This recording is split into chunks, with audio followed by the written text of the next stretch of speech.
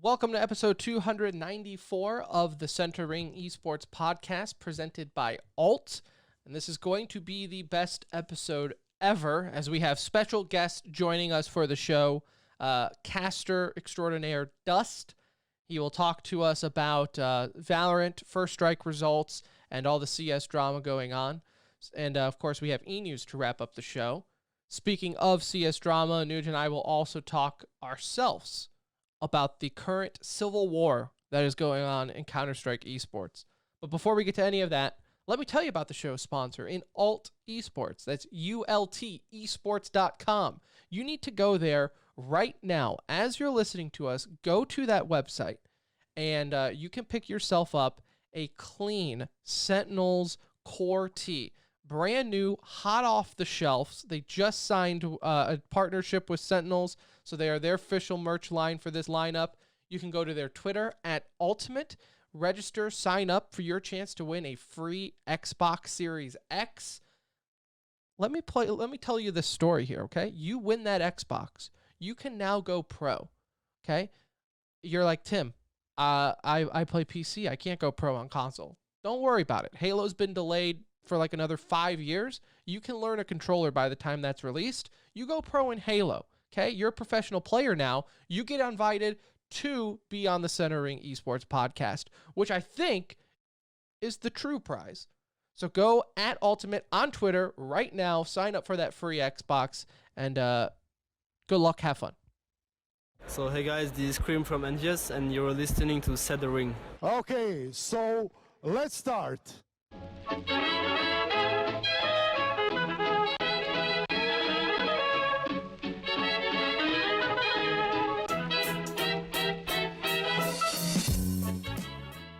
Hello, everybody, and welcome back to the Center Ring Esports podcast, presented by Alt, aka TCR, aka your favorite esports podcast.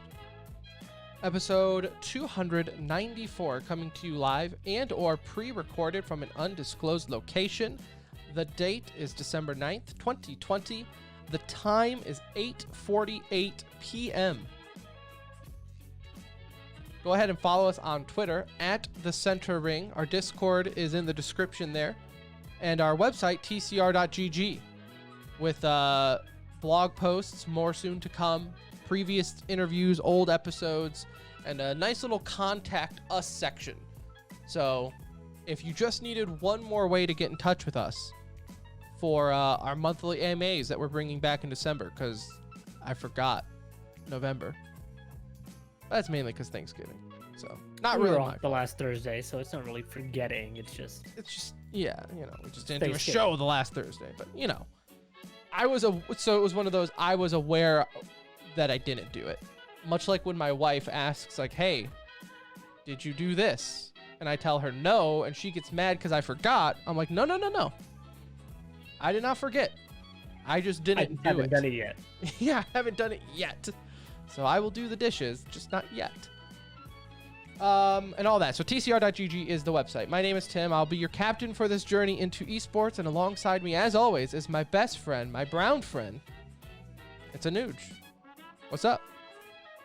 Promise me, Tim, if we ever decide to part ways, we don't get into a verbal altercation on Twitter. You know what's funny is I thought about that. Man, Like ending if things? we or ever get a verbal divorce, altercation with me? no, if we ever get a divorce from our wives, I want you to know I want your hand in marriage because we think the same.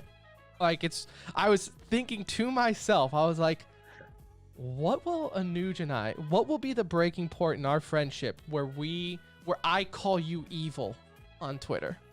Like, how does a friendship go that direction? So far south, man. I mean, just in the wrong direction. A perfect way to wrap up CS for the year. I mean, just a nice little bow on the shit Yeah. show that's been 2020 for CS. It really is. Really is. So let's get into that because, of course, we have dusT joining us later in the show. And that's really I won't lie to you. That's going to be like 99% of the show because he joined us for an extended guest just prior to recording this. So we talked a lot of Valorant, a lot of casting behind the scenes work and a lot of Counter-Strike, and more specifically about the recent drama going on with the CSPPA, the Counter-Strike Professional Players Association, and their recent boycott and things like that. But that being said, we have some other opinions and thoughts that we wanted to get out on that. So we figured, why not also bring that up and send it over to dusT later on. So Anuj, let's do that. And then we have some e-news, of course, to wrap up as well. So for those who might not have looked at Twitter in the last 48 hours, this all started when Mouse Sports and Astralis decided to boycott their match for a handful of hours over the weekend, or not even over the weekend, was it? Tuesday, yeah. Tuesday, yesterday. Was that just yesterday? It was just yesterday. Oh my. Oh my. I've never seen drama escalate this much. So then they decide to boycott, and somehow within 24 hours, every dirt that everyone's been holding on to the Players Association is all of a sudden coming to light. Like, so to set the stage, the Players Association boycotted. Sir Scoots is an advisor for the Players Association, and more or less, I don't know if he calls himself this, but the public voice of. Is that fair? Yeah, I mean, he's the only one that's vocal out of their group, at least, right? So I don't know if he's like official, but I'm just telling you from a public perception, he is, right? Like Thorin for Flashpoint. Yeah, that's exactly right. Thorin will tell you up and down that he's not the official spokesman for Flashpoint, but it's like, bro, read the room, right? Like, yes, you are. And speaking of, now Thorin and all this has come to light. I don't even know where to begin with our opinions. I mean, maybe we should just kind of give the backdrop as to what's going on a little bit. Okay, I'll let you do that. So all of this is revolving around voice communications. If you don't know what we're talking about here, it's players' voice comms getting recorded and then being used out for content purposes, which, as you'll hear us talk about in the interview, is probably one of the best, truest forms of content, right? Anytime there's a live listen in with CDL, or you're watching, NFL films, or Behind the Winter Classic, or Hard Knocks. Overwatch League does the same thing. A lot of funny moments have come from listening to player comms in the middle of a match. A lot of funny moments.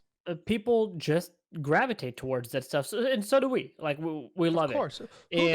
Who is a fan of something and says, you know what? I don't need behind the scenes stuff. I'm okay. Yeah, I don't want to know what it's like for them. Like, I don't want to know what's really going on over there. No, it's like, it's something that just intrigues everybody.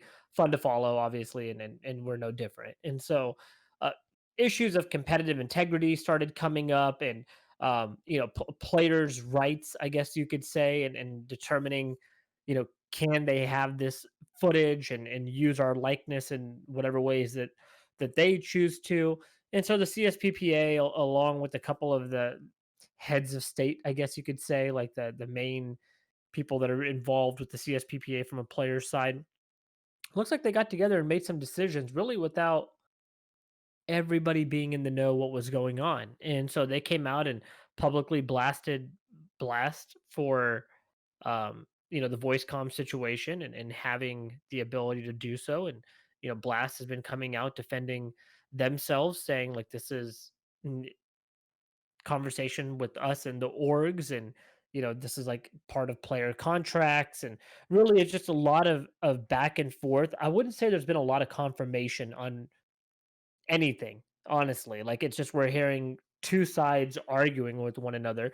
But what essentially happened is the players boycotted and delayed the matches for Blast Pro.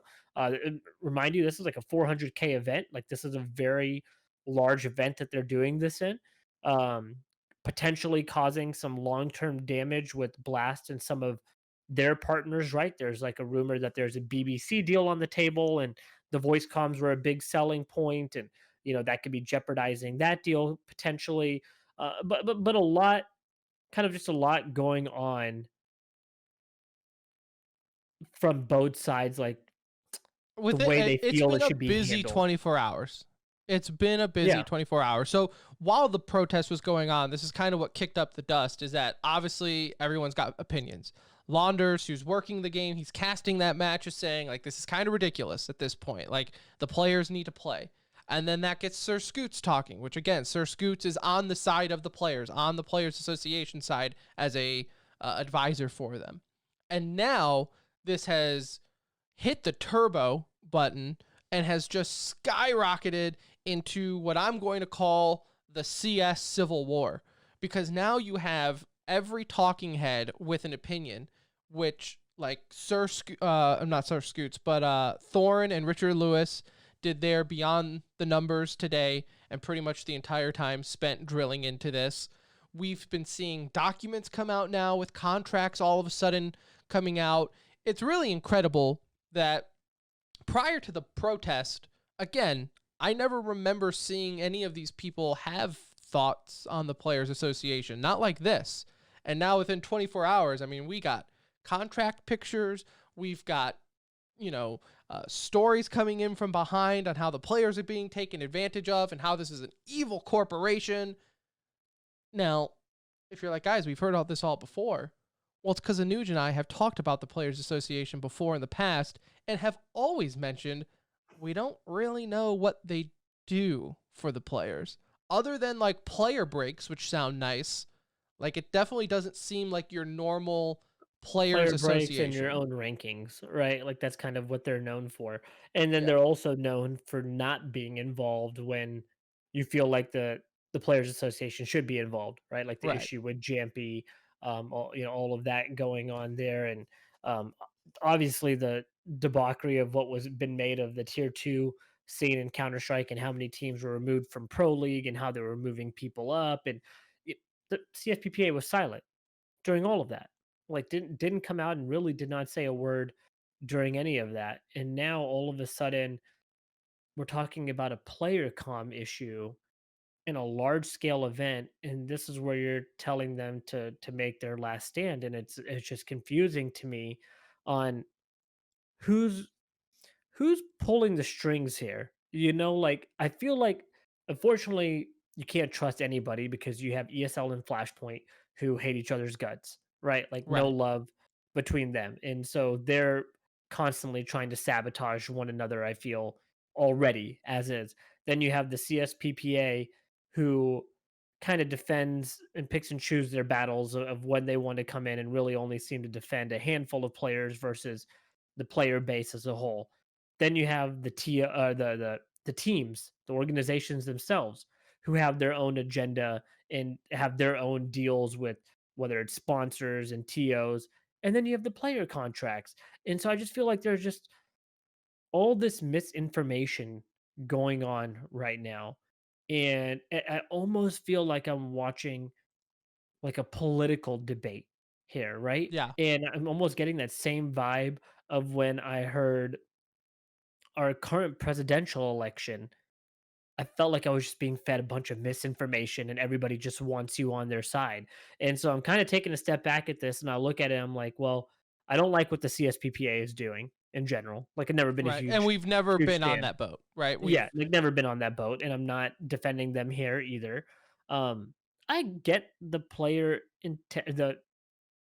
the competitive integrity Right. side of it that the players are saying, but I don't buy it enough to where it's like, okay, y'all could just filter out the comms you don't want. Like maybe you have some sort of last right of approval or refusal or something to say no, this gives away too much tactical information or whatever. Like there's like really easy workarounds. I feel like this was just an opportunity for a lot of people who had some bad blood brewing for them to just vent out a lot of stuff right now. So I am with you on that one. This is my issue with all this drama going on right now. As people, you and I, who don't have a horse in the race, we don't have a dog in the hunt, right? Like, I've had some interaction with Sir Scoots in the past. I think he's a nice guy. I've never gotten this vibe that he was out there to hurt anything behind the scenes, right? Because all Um, he's done is help the esports scene as a whole, right? Like he's one of right. the OGs in that sense. Yes, right. So that's where I draw hesitant to, like, with Thorne on Twitter. he went on this whole spiel where he was kind of dropping hints that he was referring to where it's like they're ran by, uh, I forget the wording that he used, and you can't even go. Neo-Nazis. No, Is I'm that- just kidding. I was gonna say, No, he didn't. you No, he didn't you say that. listen. It is so sad though that we've come.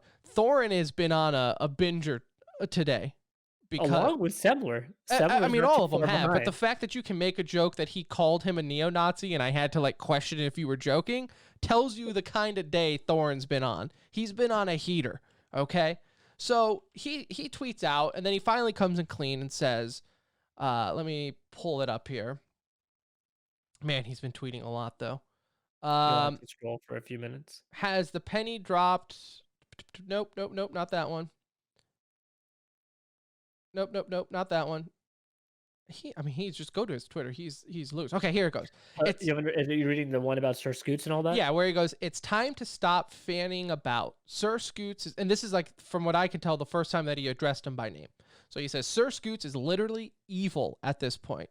As far as I can tell, he is driven by personal beefs with specific org owners and is willing to let any amount of cynical and scummy outsiders milk pros and as long as his enemies suffer.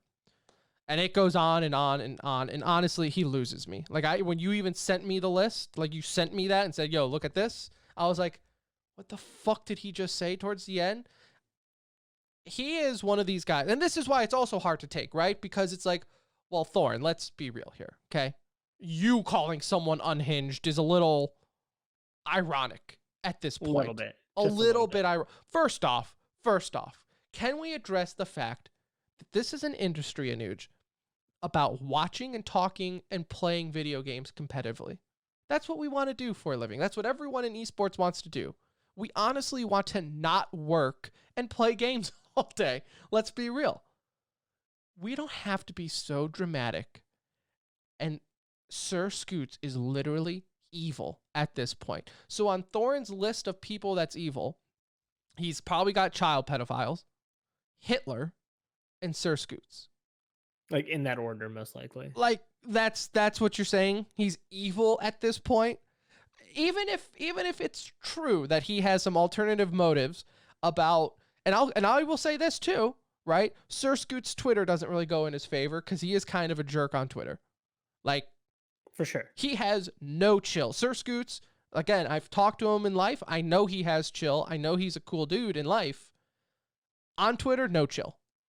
Everyone's a dumbass. He'll come at your throat. Yes, everyone's a more. You could be like, excuse me, but just like Richard Lewis and Thorin. All of them do it. Extent. All of them. All these guys here that like are supposedly like these just beacons of light in esports. If you approach Twitter assholes, the biggest, you could be like, excuse me, Mr. Scoots, Thorin, Richard Lewis, can I ask you how your day is? And they'd be like, why the fuck are you asking me how my day is? Who fucking cares? Get your anime weeb ass out of my face, and then they shut them down right there. I mean, it's really not even exaggeration. That's how they do it. Hey, whatever. I guess maybe they're doing it right and we're doing it wrong. But my point is you're absolutely right. There is, from both sides. So first off, Thorin has worked with Sir Scoots at Do Not Peak, which is Sir Scoots' production company. So, and that was recently, like just not earlier that long in the year. So I do think it's funny because I know Thorin's also tweeted out saying how he would rather go hungry than take money from people he finds to be deceiving and a joke and blah, blah, blah. Now, maybe this was all after the fact that he cashed in the paycheck from them. If he got a paycheck, I don't know, but he still worked with them, right? So I don't understand. Like, is this now Thorin a part of Flashpoint Thorin's opinion that the Counter-Strike Players Association is bad? Or has this always been a thing, but his boy Sir Scoots was a part of it, so he always kept hush-hush, and now that him and Sir Scoots are at odds, he's letting it all out, right? And that's almost what it feels like, because now he gets Richard Lewis in, and then Richard Lewis dogpiles. And if you have both of them involved, you're going to have all of the rest of their posse, like Decay and Sadakist involved. And now you got Reddit involved, and they're all pointing their guns at Sir Scoots and the Counter-Strike Players Association, and it's all kind of like, but why? Their Why following now? is big enough to like make this very uncomfortable for the Players Association. I don't think this is like they're undoing and No. this is where they just vanish all of a sudden, but they are gonna make it very uncomfortable for them, and they're gonna not hold back on Twitter as we're seeing right now. But it does make me believe that there's maybe more to believe just because I'm seeing like Launders to me doesn't come across as a confrontational person, right? Right. And then I see how heated he's getting about this situation, how he feels like it's like a really it was just a shitty move to do it the way they did it. And like I agree more with that sentiment. Like I would take Right. Launders' position on this of like you y'all did not hand like the players did not Yeah. handle this right. And I get Ultimately, why the players did it. Like, that's the thing. I don't. The issue here, and we talked about it with dusT, is no one's willing to talk in this situation. Thorin is addressing Sir Scoots as the embodiment of the Antichrist, and Sir Scoots is just calling everyone a dumbass and morons who don't know what's going on. And then if you ask him what's going on, he's like, "Well, I just told you what was going on." And it's like, "Well, oh, that's not really like a conversation, right? We want conversations here." And that's where I feel like the disconnect is, where it's just you get this Twitter banter back and forth, and it just makes everyone kind of look like the point of the players association is to be the voice of the players. I feel where they've gone awry is that and we've said it before on the show, so this is nothing new, that they've almost tried bullying their way into doing things rather than working with orgs and tournament organizers in that sense. So and that's where I speaking think for the the disconnect minority is. few versus the majority, I feel, and Right. the funny thing is like we can blame a lot of esports drama when it happens, and it happens often. We can blame it on like, man, these kids are 16, 17, 18, 19 years old, like these are like young kids. Of course they're gonna have drama. Like they live in that world and it's part of it. This is the boomer bowl. I You think we're old, like this is a whole nother generation ahead of Oh us, God. like they went to the concerts that we wear as retro shirts today. They were at those events, and so it's just funny because we can't sit there and be like, oh, it's just a bunch of kids bickering on Twitter. Like these are supposed to be the grown adults that are somewhat trying to set an example. I'm not saying they got to be this beacon of light that everyone needs to turn to, but they look like idiots. Like they all do, They do. right? Like it's not like one side or the other looks significantly worse. They all kind of look like idiots right As now. someone's just looking from the outside, I have my popcorn and I'm enjoying the ride That's really what because it is. we and again, I guess it's maybe because we've preached on the show for so long that the Players Association is not what they said they were going to be. So we've kind of always known that it wasn't really all sunshine and rainbows on their end. Even from talking to players, I've kind of always picked up on like they're not really doing what people think they should be doing. I do find it odd that all of a sudden now, after a protest, it's just blown up to where everyone is speaking up on it. And now this is the issue that needs to be addressed and solved.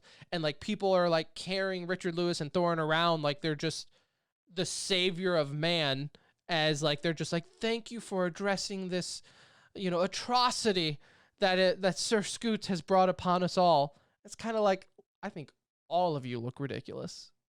All of you look ridiculous. It's just sad because there's like a thousand other issues we need to be worried about with Counter Strike, and this is like at the bottom of the barrel, if you ask me, in terms of things we need to be worried about right now for the Counter Strike scene. It's not can they unionize and make a great players association? Like that is not it. Like I want the players to have a voice. They should have a voice. But at the end of the day, I also understand how much money you're making, and orgs are paying that money, and they want to have their voice is bigger. They're the ones that are writing the checks, just like you see with any other major sport. Like their voice is the ultimate voice in this scenario, and so it's just you want to say a bunch of millionaires fighting. That's what it feels like. That's not what it is, but that's what it feels like, right? Like all these people that are in position of power, just wanting to cut each other out and find a way to eliminate one another. Like I just feel like it's just a bunch of sabotage, and this is an opportunity for them to eliminate a potential threat for them as a Mm-hmm. TO. The Players Association is a threat to them. in some regard, right? Like they Right. obviously they're not like a direct threat in the sense Right. they're going to start running, um, Like I said, it's just events, but Thorin is not just the innocent content creator anymore. He is no, a tournament organizer. He is part of Flashpoint. So in regards to them, the CSPPA acts directly against his interest. So that's why like these people are just taking his word as gospel and it's kind of like, yo, I'm not siding with either one here. I think both are acting a little nuts. I understand why the players want certain things and don't want their voices recorded, but I also understand why they probably need to for security reasons and everything there, even content creation wise. But Thorin is not a unbiased, oh, look, I'm a YouTuber now. No, you work for Flashpoint. Like your buddy is the commissioner of it all. And then Richard Lewis is not an innocent content creator because his best friend Thorne is involved with Flashpoint. Like the parties at Bay are not these just innocent bystanders anymore giving their opinions. It's people invested into the scene, invested into the situation. And I don't think it's as black and white as everything makes it out to be. no, yeah, they could tell you 1,000 times that they are not speaking for the org that they're working with, but that's just a complete lie. Unfortunately, you made yourself the face of these organizations, whether it's Flashpoint, whether it's Sir Scoots with the Players Association. Like you guys were the most vocal, and your word is tied to that organization, whether you want it to be or not. Like I get it, you can keep saying like, "Oh, I don't speak for everybody," but you kind of do, Yeah. you know. And so right now, you all look like fools, honestly, like you do. It's a bad look for Counter Strike. It's another stain on Counter Strike, one of many this year, and excited for people to kind of get an idea and hear dusT's take on it also, because we did get a fun chance to obviously discuss that with him and get his thoughts. But I feel like people from the outside are kind of in agreement with what we're thinking. We're all enjoying it. It's good I Twitter mean, it content, is but I entertaining. think everybody from the outside kind of looks at all of these guys and thinks like, "Man, what a y'all are a freaking mess. Like y'all are a Yeah. mess right now." Like you guys, so then my last take on this, and then we can send it over to dusT, is yes, I agree. Like you guys are supposed to be the level headed professionals running this esports scene, and this is what we're getting. Kind of a joke and concerning for that matter. My other last take is hopefully, if anything, this does is because now I feel like other tournament I mean, even Complexity and Jason Lake, and you're seeing these big orgs that are involved tweeting out about this, saying like, oh, like who signed off on these players signing these contracts with the Players Association? These are terrible. Hopefully, this opens up eyes to how the CSPPA is operating, and I hopefully, because I do think it's important for players to have a voice and a place to go to, but hopefully it opens their eyes and maybe they need to change the way they operate, right? Yeah. Maybe not focus on your own rankings, maybe trash that whole idea, not even spend time on that, and focus on players who were professionals and cut from teams who just need a paycheck to gap in between work or content creation, right? That's who you should be focusing on. You should be focusing on guys like Chaos. Now, I'm not saying, oh, you need to supply their entire contract. No, but just make sure that these players who unexpectedly lost their job have enough to keep the lights on and food on the table. That's what I think. That's what I feel like a Like players even if association. they're not giving, I'm not saying give them money, but like verbally, like support them publicly. Right. Say Yeah. something. Like Something. you're not even talking about all these other things that have been going on. You've been radio silent for so many major issues this year. Like so many. You've been silent. And here we are. Like Yeah. this is it. This is where you're vocal, and And you're that like, well, bothers me. And we're nonprofit. All the profit goes back to the players. What players? Like, are you paying Chris J like a salary to be out running the, like where is the money going? All you keep saying is, well, it goes back to the players. What does that mean? Like I don't get it. So yeah. hopefully that also opens up eyes to look, and God forbid Valve says anything. God forbid they take reins of their own scene and their own game and says, we're kind of looking like idiots right now compared to other esports. As every other esports, say what you want, at least with Overwatch League and Call of Duty League, they at least have their shit figured out in this sense. Like, they don't have some of their bigger figureheads going at each other's throats on Twitter at the moment. So it's hopefully, I don't know. That's probably the least of what's going to happen. Valve is definitely not going to say anything about it. They just came out with a new Valve is operation, like so they're patting themselves on the back. But they've accomplished 2 years worth of work just now yeah, to release 15 missions, so they're they're feeling done. good about Well, themselves. well, well, they'll talk to us again next year. So, Yeah. but that's a good segue. Valve's a whole nother joke. So that's a topic we get into when we're ready to just slam somebody. Right. If we both feel like entering the salt mine, we'll do a Valve episode. And that's a good segue into our next guest. Like I said, dusT, caster for Counter-Strike, Valorant, and many games of the like, decided to join us. So thank you again to him. So here is dusT. We're talking Valorant, CSGO, and enjoy.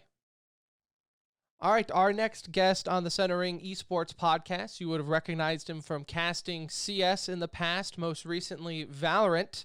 Please welcome to the show, caster extraordinaire, dusT. How's it going, sir? Going all right, dude. Just trucking along as best as you can in this year. I mean, a lot of wild shit going on. So, just coasting through as best as I can. Is it? Yeah, it's actually. Oh, go ahead, Tim. I was gonna say I always ask the generic question to casters when we have them as guests on the show. Is it easier for you to cast? Like, is this year almost easier in the sense of like you don't have to go anywhere, so it's like your options to cast any event is much easier minus the travel, right? Or is it more difficult because it's like everyone and their mother now can now cast because they don't have to worry about travel? I would say it's more difficult because, for one, there's not as much stuff going on. So there's not as many operators throwing events in the space. Like, it's kind of confined to a couple particular groups, particularly in Counter-Strike. It's basically like what ESL, Blast, DreamHack, and Flashpoint. I mean, it's pretty much just like those four things. And ESL and DreamHack are kind of tied together as one. Yeah. Like umbrella company kind of is over that. So it's basically like three different operators right now in CSGO that really run events regularly, because a lot of the smaller stuff is just kind of like not there really anymore, except for occasionally. And then obviously even some bigger companies are no longer involved in the mix nowadays. So yeah, I would say it's harder, particularly because even, though in theory, you could work from home now because, there's no lands and stuff like that, a lot of people still operate within studio spaces, right? So the bottom line is, like, with me living in the USA, traveling to Europe is hard. And then on top of that, you have to quarantine for like 2 weeks prior to whatever you're doing starting. It's something that I know Stunna has done a couple of different times already, because he lives in the US as well, and he's gone over to do things, and you have to do that quarantine. Maybe it's the same way for some of the Canadian guys, Launders and Scrum. I'm not really sure. But no, it's actually made it harder because, again, there's limited operators in the space, and they typically already kind of have crews that they regularly work with. So they're not really looking to expand outside of that regular crew that they usually work with. And because a lot of stuff is in studio, you know, in theory, that kind of cuts me out of a lot of stuff that I used to get. So if anything, it's way harder. Like, I haven't done a CSGO gig in quite some time. Like, I think the last thing I did was like the Flashpoint Season 2 qualifiers, which was like maybe a little over a month ago. And then prior to that, I did like nothing in CSGO for months pretty much. So yeah. Do you see that changing in CS:GO even when COVID is over, or like, because I feel like they are a little bit more stuck in their ways, right? With Valorant, you have a lot more options to explore, a lot more TOs involved. Like, I don't know if the landscape of Counter-Strike is really going to go back to maybe the way we saw it in like 2017, 2018, where it felt like there was 10 different TOs involved. From your perspective, do you see it shifting back to that at some point, like maybe after COVID, or is this kind of probably going to be the new routine with Counter-Strike? I mean, I'm sure there will be little offshoot events here and there, but it does seem like the three major operators are going to kind of continue on. I don't really see anyone else coming into the space. Like, there's really no room for a new operator to come in because the three operators we have already take up so much of the calendar. And then the major process, obviously, when that kicks back in, also takes up a good chunk of the calendar. So that's like a fourth operator, basically, even though it's being run by some third party. It's still like a fourth big series going on alongside Flashpoint, EPL, all the different ESL and DreamHack events. I mean, Starlighters basically kaput ever since the whole major debacle that they had. I haven't seen Starlighter really doing anything in the Counter-Strike space anymore. That used to be the other really big operator in the space. They're gone. Obviously, others have gone by the wayside, like MLG, Gfinity, Sivo, etc. None of those guys are around anymore. So, I mean, we've seen some stuff from like that We Play company. I think they're out of Ukraine or something like that. They've done a couple of things, and they're pretty cool dudes. And I know that like MDL on like the ESEA side still operates at like a semi-pro level, but yeah, I don't know if anybody else would really get in. Like, there was a couple of different like one-offs we would have here and there. Like what was that one that was in Greece or something like that a while back? That was like a couple Yeah. years ago now. Um, so there's been like little things like that that kind of every now and then just kind of pop up out of nowhere and like throw like a really big event, but sometimes maybe they're like one offs. Like Epicenter, for example, I think it's only once a year now in Counter Strike. So yeah, it's really hard to say. Like unless some other company just decides to come out of nowhere and start running like a big LAN or something like that, just because they want to, I don't think things will really change too much in the landscape. It just means we'll go back to playing this stuff on LAN instead of online. But I think it'll still be very similar to what it is now as far as who's operating and how often you see stuff happening. Do you think like a part of the issue, I guess, long term within Counter Strike, we obviously have seen the tier two, tier three scenes diminish quite a bit, right? And either they're not getting picked up, so they're moving on to other titles such as Valorant. Is that shift also kind of hurting casting opportunities because like we're not seeing as many of maybe like Fragadelphia might be that one that's still doing like kind of a big tier two event, but really outside of them, you don't hear of many options. Is that a how do we change this in the NA scene? I guess you could say. Yeah, I'm not really sure with the NAC, man. I mean, you're seeing orgs kind of drop left, right, and center as far as giving support to like North American based lineups and stuff like that. We've really only have what like Liquid EG and Gen G left, I think, as far as any organizations that have Counter Strike teams, because Cloud9's obviously gone European for the most part, except for Floppy. And Complexity is gone. Like all these guys are no yeah, longer complexity is NA. all pretty well. Yeah, complexity is pretty much international as well. So yeah, I mean, a lot of the NA orgs just aren't really there anymore. Now you're even seeing some of the smaller ones pull out like Chaos and stuff like that just recently. So I'm not really sure what the solution is there. I'm not sure if organizations will come back to North American Counter Strike at some point in the future post COVID when it makes more economic sense to them, or if they rather just focus their sights elsewhere. Something like Valorant, for example. That's where a lot of the NA talent seems to be going as well, right? Like a lot of the young, like, don't get me wrong, a lot of people talk about how Valorant's like a CSGO retirement home because there are like a lot of CSGO veterans that operate in Valorant. Think about guys like Hiko or Steel or some of these guys who are like, approaching 30 years old or maybe just over FNS, 30 years old. Cutler, like there's a Right, right, handful of right. them. Yeah. Right. But I mean, there's even some of those guys that were still had value in CS. Like Nitro could have easily participated, I think, still at a top level in Counter Strike. But the issue there was there's just no options. Like you said, we're so Right. limited on NA options. If you're not willing to go international, you're kind of SOL at that point. Right. Yeah, exactly. And I mean, so a lot of the younger CSGO people who still could have brought value to CS, like a Wardell or Nitro or some of these other guys, they don't really see a future in North American CSGO either. And then that also means that the young guys, like maybe people in their teens and stuff like that, who are maybe currently competing in Mountain Dew League, and are stripped of ever really being able to get into any of the professional leagues unless they somehow qualify for like Flashpoint or maybe something like that. I'm not really sure down the line. Yeah, it basically puts them out. Like at this point, what do you do? Like if you see that there's actually a way to have a career in Valorant as opposed to sitting in Counter Strike with no support anywhere to be found, it's pretty easy to make the decision at that point. So I'm not really sure what the future holds for NA. I mean, maybe it's just going to be some type of reset similar to what happened like in the post CGS era of Counter Strike. Maybe we will eventually see that next year when things start to settle down COVID wise, if things start to settle down COVID wise. But yeah, it's hard for me to really put a thumb on it. So for you then personally, because we kind of saw the same thing as players when Valorant came out, players switched over. We saw casters and analysts kind of do the same, right? We're seeing them double dip in both games and everything like that. Mm-hmm. As a caster, do you find more opportunities in Valorant as of yet, or is that still kind of only reserved because Riot's kind of been the only one throwing the big events?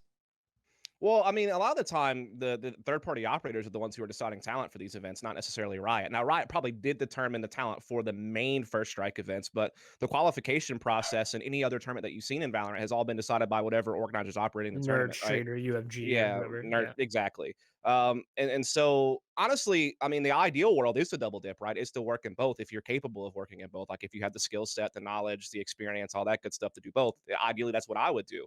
But the problem I found within the Counter Strike side of things, for me personally at least, is that pretty much every operator already has like a group of people that they work with regularly. They don't really look outside of that group. So like you go, look at Blast, for example, like Launders and Scrawny are kind of the face of that, I think. And obviously they have Anderson similar and stuff that will work for Blast. And they have a couple of other, like Harry and Hugo's maybe done some Blast stuff. I'm not really sure. Then obviously the face of ESL kind of has become Harry and Hugo in a lot of ways. But then they also still have Machine, who worked with Pansy, I think, most recently and has in Mm-hmm. the past. And I'm not sure what Machine will do going Sponge and all forward. that. Yeah. Exactly, Sponge, all that. So that's kind of the face of that. Then you go over the Flashpoint side of things, and that's where you have like James Bardoff. That's where you have Anderson Similar, who kind of dip between Flashpoint and Blast, I guess, in that regard.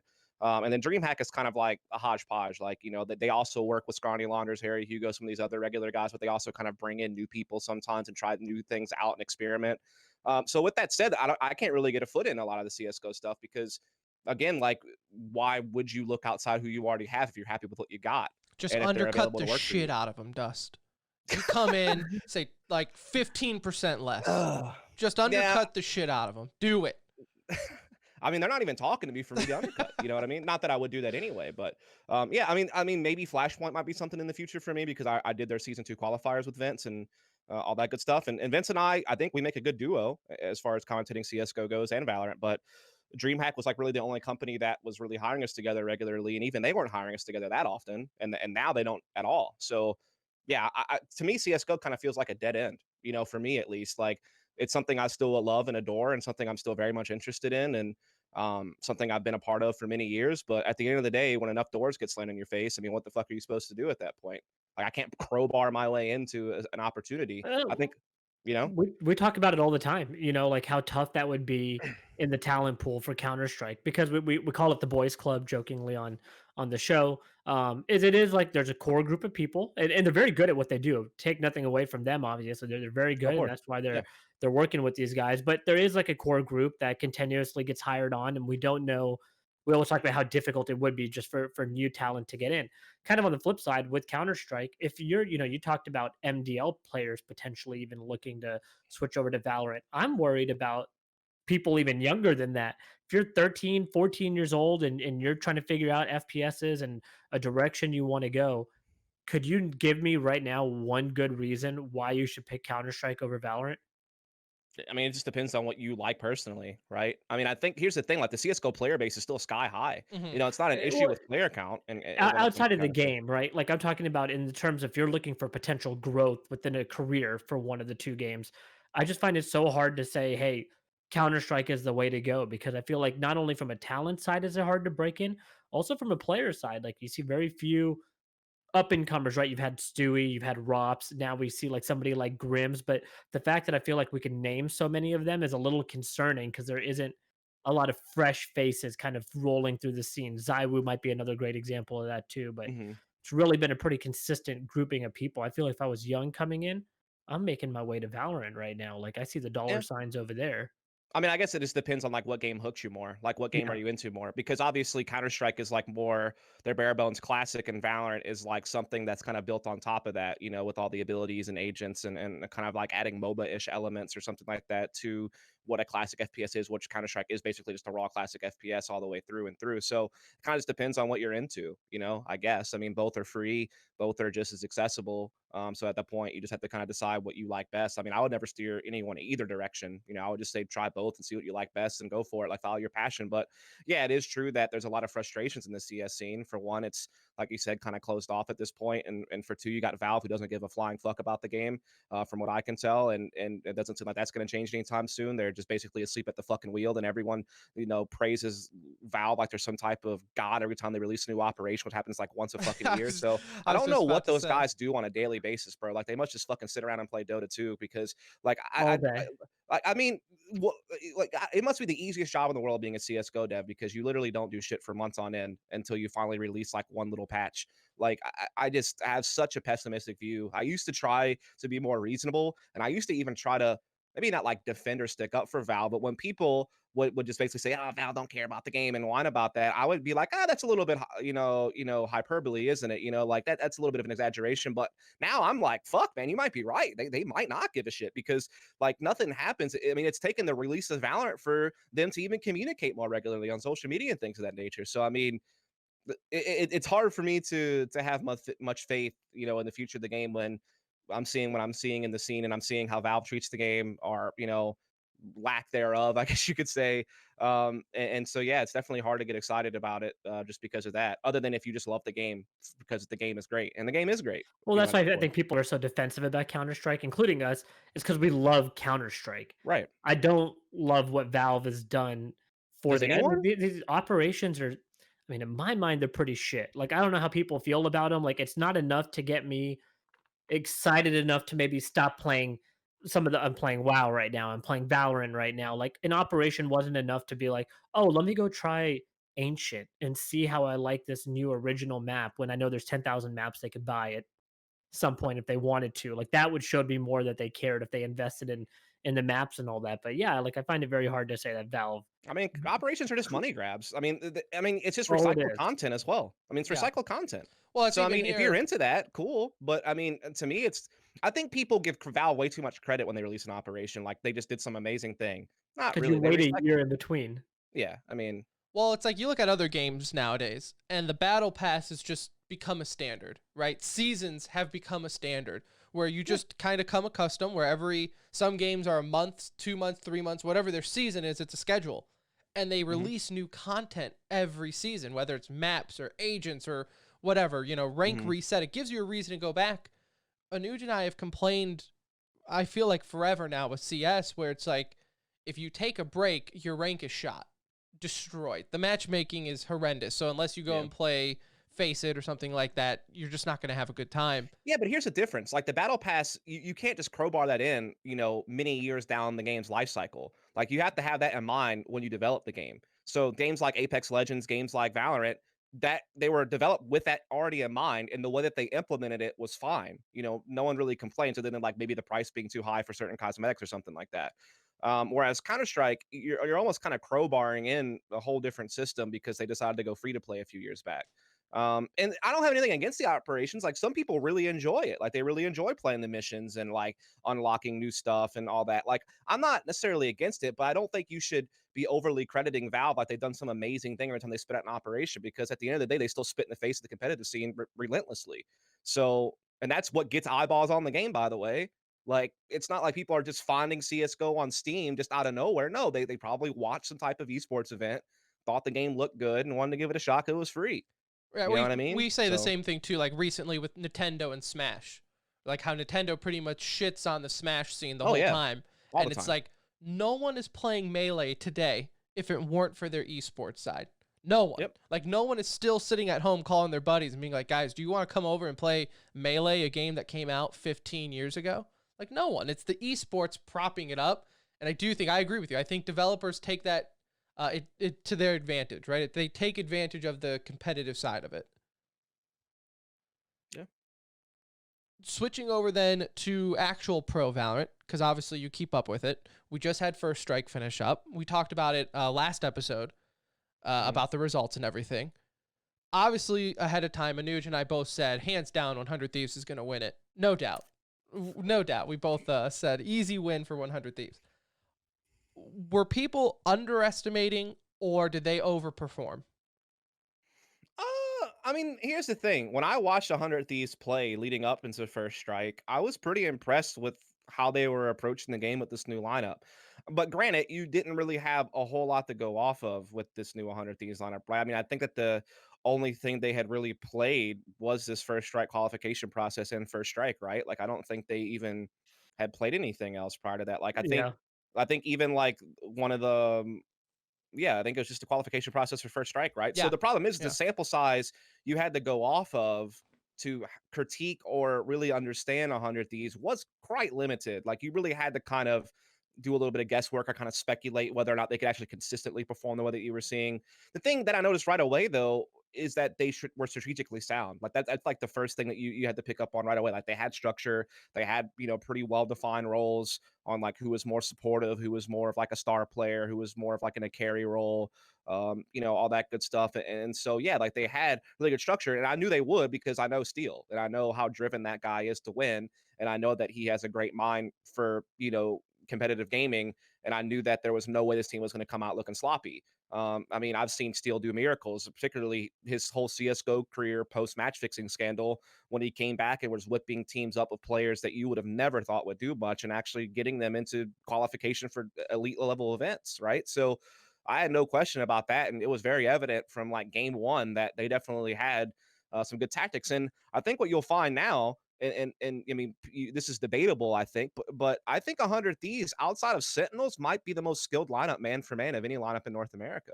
I mean, don't get me wrong. There's like a couple of really big players out there, like a Tens, for example, over at Cloud9, a couple of other players here and there that you could say might be better than some of the guys on 100 Thieves skill wise. But if you're just like lining up 5 versus 5, I think the only team that outskills 100 Thieves is Sentinels. So the fact that they have that much skill, like maybe number 2 in the region, and they're also structurally sound, yeah, they're going to be a heavy hitter. Now, don't get me wrong. I thought Sentinels would still have a pretty good shot at beating them and going on to the finals. I do think that, obviously they had an issues where they couldn't really practice. Shazam had the whole death of his father situation. That obviously adds like this extra, caveat to it all. Where, if that situation wouldn't have been there, maybe Sentinels could have been better prepared and maybe they would have had a better shot at the semifinals. But it's still a really close series when it was all said and done, right? So yeah, it's hard to say. Like I always hate trying to harp on, external factors that we would have no idea, if things would be any different if those weren't there or not. Mhm. But I think you had to at least expect 100 Thieves to like make the semis. Like I think they certainly, I mean, they had to play T1 though, which is like another really good up and coming team, by the way. I think T1 was the best team that didn't make semifinals at that event. I think they're still a top 5 team, even though they, fell out top 8 in Really? this You event. think But that highly of See, I'm not a T1 believer. I'm not. I've on record. I'm not a T1 believer. So I'm surprised to hear that. they're tactically one of the best teams in the region. Like I think tactically speaking, the best teams in the region are probably Sentinels, 100 Thieves, Envy, and T1. So at that point, it just comes down to like individual performance and consistency of performance. And I think that obviously Sentinels have talent in spades. So does 100 Thieves. I think Envy definitely is right up there though. And here's the thing: like TSM also does have a lot of talent. Like that trio of Drone, Wardell, and Sabrosa is powerful, powerful. And it's not like they're lacking any at all strategy. I'm just a little bit more impressed with the tactics of some of the other teams that I've mentioned, but compared to TSM, but TSM has enough talent and enough tactics to still be a top 3 team in the region. But I do think T1, again, I think they're the best team in the top 8, from that event. Like what? You're putting them against Immortals, Renegades, and FaZe Clan. I think T1's better than all 3 of those teams for sure. Yeah, I'll give you Yeah, that. with those 3, I would agree. I think where Tim and I have either butted heads at times or sometimes even agreed is just like they're almost like they're in between the top 5 teams in the world, but then there's like that kind of that fall off of some of these Well, I'm just teams that speaking you just within NA, mentioned. by the way. I don't like doing world. Yeah, yeah, yeah. I'm sorry, I'm Yeah, saying yeah, world. yeah, I mean just NA. making sure. NA is the world right Let's now be for real. us. NA is the only thing that matters for Valorant. Let's be real. No, but I'm having a hard time figuring out with T1, like, can they beat the best teams, right? Like, I know they can beat the Immortals, the FaZe Clans, like the Mamba Mode Gamings, like they'll beat these guys.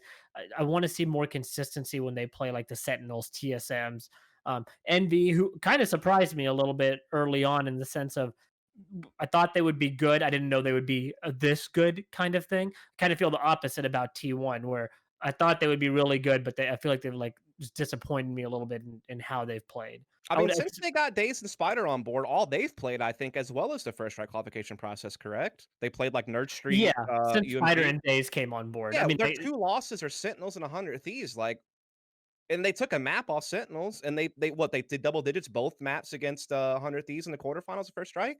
I mean, that's pretty fucking good, in my opinion. That's a crazy turnaround from what they were. They were definitely like a got to group give stage exit team before that. definitely got to give these teams time. Like I get that, Yes. but kind of all of these teams probably you could say that for at the end of the day, right? Like they struggled really bad against complexity. They've had a tough time, just kind of looking through their. It's tough because they have the 2 new additions. It looks even worse though when Food and Crashies move over to Envy, and all of a sudden Envy becomes a juggernaut. Like I almost wonder what the issue was and why they couldn't make it work with No them. IGL at T1. Didn't have one, right? I mean, not a classical one. Maybe they had guys attempting it, but they didn't really have like they didn't have true leadership on that team, in my opinion. I think that's what they were missing. That and there was like crazy role overlap between Crashies and Brax, I think was another big problem that they were having. Well, no, it Um, was what's it called? Skadoodle took his player break to go that too. practice That and was a whatever. third Yeah, factor. That was like the yeah. third big factor. But I That think there was also the issue of Braxton Crashies having role conflict. I think there was an issue they didn't really have an in-game leader. So I think that's So part of the reason why I'm not a fan of T1 is because I felt like the Skadoodle player break was almost like sabotage for the roster to make the moves to get the other players in. Because I have no idea. who does I, that? I wish Who I wish I knew what that was all about. I don't know. who Because their whole reason was like to let him get better. Well, couldn't he just get better? I'm still playing on the that's team. what we were like. Yeah. He was like, I I do want to wonder if work on maybe my. there was another roster move that might have happened that didn't, and so they brought him back. Like I don't really know. Like all I could ever do is speculate on that. I'd Right, hate to of touch that course. because I have no idea. But and it goes back to this, by the way, is like the whole sample size thing. The sample size's still really small for this new T1 lineup. For all we know, they could crash out their next couple of events, and maybe this was like maybe like fluky that they did as well as they did. But I don't think so. When I watched them play, I was impressed. Uh, as far as then looking at other teams that didn't perform well at First Strike, well, I guess whatever your definition of performing well, they didn't qualify for the finals, right? I always look at teams like Cloud9. You've mentioned it, tens, right? It's tens and friends. That's the running bit with Cloud9. What are your thoughts on them? Because I know they're coming up in whatever that tournament is this weekend. I forget the name of it, but Yeah, I mean, Cloud9's a tough one because I think the whole Tens and Friends thing is a gross, like, oversimplification of Cloud9. And I think most people deep down know that that's true and they just kind of Yeah. meme on it. They definitely had more than just Tens. Like, I think Relics was a pretty strong player for them individually. Same with Mitch. I think Vice was a great supportive element. He was like one of the better breaches in an A, in my opinion, as far as like setting up his teammates, stuff like that. I think only other person I would really put up there is like AZK and CP2 as like other guys who were really playing the breach very well in the games that I watch. So I mean, I think that they had a lot going for them. I think Shinobi was operating the team really well strategically. I mean, Cloud9 actually kind of innovated on a couple of different maps, like different things that you could do at different agents. Like I think Mitch was the first person I saw using his turret as Killjoy to peak angles and on attacking side as like a kind of a artificial entry fragger, basically to just throw your turret out there to get the angle first, then you actually swing it because you know it's safe. So he was like one of the first people really doing that because most people prior were just like leaving the turret behind to watch flanks and stuff like that on attacking side. So I've seen Cloud9 push the meta and do things strategically, which maybe part is Shinobi, part might be their coaching staff, part might be like Relics, who I know is like a guy who does a lot of secondary calling or did in the past. I think he was even an in-game leader a couple different times in CS:GO. So I can't really know for sure like how much credit to give a person, but I'll just say Cloud9 operated like pretty well strategically, in my opinion, as well. I think they were like the one of the best teams that weren't in First Strike in that regard. Yeah, them and Um, Gen G really were the two big ones that were not mhm. involved at the end. Yeah, so I don't know though what Cloud9 does going forward because these were some really hefty losses they took in these qualifiers to teams that they should not have lost to. Like the Renegades one was like shocking. That was the Nerd Street qualifier, and then UMG they lost to I'm trying to think T1, right? yeah. So I think the T1 loss, like in retrospect now, I think you can look at it and realize that T1 truly was a good team. And so that was like a pretty good fight. But the loss to Renegades, even though I think Renegades might be a little bit better than some people give them credit, I think Cloud9 still should have won that. And what was odd to me in particular was that they were just making these weird comp changes that I wasn't like really following. Like I think what they switched Vice off of Breach on Ascent, even though he was really effective with Breach on Ascent, and then they wound up losing Ascent multiple times ever since they did that switch. So I don't know. Like I don't know if they got in their own heads, if things weren't going well in practice, if they just wanted to try new things, or it just seemed like they weren't themselves though. Like they looked way sloppier in how they were approaching things than what I'm used to. Still a ton of experimenting going on, and kind of like we saw with the finals here. I kind of want to get your quick thoughts on the new agent Sky and the new maps Icebox. A lot of controversy around Icebox at least. But any kind of initial feelings towards the new character and new map? I think Sky's interesting because obviously she I don't know, like I don't think she's quite a breach replacement. It almost feels like she's more of a Sova replacement. At least that's how I'm seeing her used by a lot of teams because essentially people are using her. It's called a fucking Tasmanian tiger. I can't believe that, by the way. Like that's a mouthful. Like, can we? They Everyone calls it dropped a the ball dog, on but I that mean, one. Dog. It's a yeah, dog. everyone calls it a dog, but it's just like, come on, man. Anyway, Could getting you away from that. imagine? That's a Could you little. imagine? I'm being. Put yourself in a casting situation. It's like a one-on-one final I'll never say it. situation. Oh, that Tasmanian devil. Like you can't do Never that. happening. You can't- Never That's happening. not gonna roll off the tongue. No, not at all. I mean, it's just the same for a bunch of other abilities. Like, I'm not gonna say dark cover. It's an omen smoke. You know what It's I mean? smoke. Like, Yeah. Smoke. you know. Yeah. So, and I think everyone's kind of on the same page in that regard. But anyway, getting back to Sky, I think basically people are using her dog as like kind of inferior drone. Like, I mean, it's nearsighted. It can't do as much as a drone as far as getting complete information, but it still can get you some information and it can stun if it actually encounters something. So that's great. She can do some AoE healing. It's not amazing, but it's something. And if you're not using Sage and you want to have some level of heal, I mean, obviously, like Phoenix and Reyna has sustains, but as far as like actually healing teammates and stuff like that, yeah, she's great for that too. And her flashes are effective. They're not as effective as Breach or Phoenix flashes, but they can still, in the right hands, if you learn like good flight trajectories, you could definitely still make them very effective. Even though I guess they can be destroyed, so there's a little bit of give and take on that, but more often than not, that they're effective. So I don't know. Like I think that you could swap her in for Sova in some instances and have some heals and some extra flashes, especially if you'd rather run another duelist rather than running Breach. Like it's really tough because I mean, pretty much every map except for Split, you're running a Sova, right? So that's kind of like locked in. Right now, the Jet meta is still all the craze. I'm not sure how long that'll last, but you're typically going to have at least one duelist, if not two. Some teams even run three. Yeah. And so if that's the case, you know, usually a team will also run one of Killjoy or Cypher, usually not both, but at least one of those two. And so at the end of the day, you only have like one agent slot left, and it's like, well, do I want to burn it on a breach, or do I want like to make sure that I have a sentinel, or to make sure that I have like a second duelist if I'm playing my Sova? So it gets tough, and I mean I think breach is a great agent to have, but sometimes people would rather just run a Phoenix, to have those flashes instead and have another duelist. And so it's just like, well, man, we want like another supportive agent besides our Sentinel, which is your Cypher, your Killjoy. So what should we play? And I think it will come down to it's usually swap map to map. Like what Cutler, I think, played all three agents Yeah. in First Strike. He played Sky once, Sova probably a couple of times, and I think he obviously played Breach, I think maybe once or something like that. So I think that's the decider. Which of those three agents do you want to pick? And it just depends on the map and what you think's most effective for your team, because everything else is kind of locked in. I mean, people will rotate between Raze, Reyna, and Phoenix, sure, but you're usually getting one of those three. You're getting a Jet. They're serving the same Yeah. purpose. Yeah. Yeah. So it's tough. I think Sky is a cool agent, though. I just think that she's slightly inferior to her. Put it this way, she's like an inferior version of Sova and Breach combined. Like her flashes are inferior to Breach's, but still pretty good. Her dog is an inferior drone, but still pretty good, and she has AOE heals You too. can get a lot of the same stuff done, just maybe Yeah, not as effective yeah, she's as like a some of weird those smash up of agents. those two agents, in my opinion. So switching gears from Valorant to CS again. Don't know if you've noticed, but we have ourselves like a little civil war going on. Yeah, I mean, wild, right? it's who would have thought? Who like I'm seeing what I thought were friends going at each other on Twitter, and it's fascinating.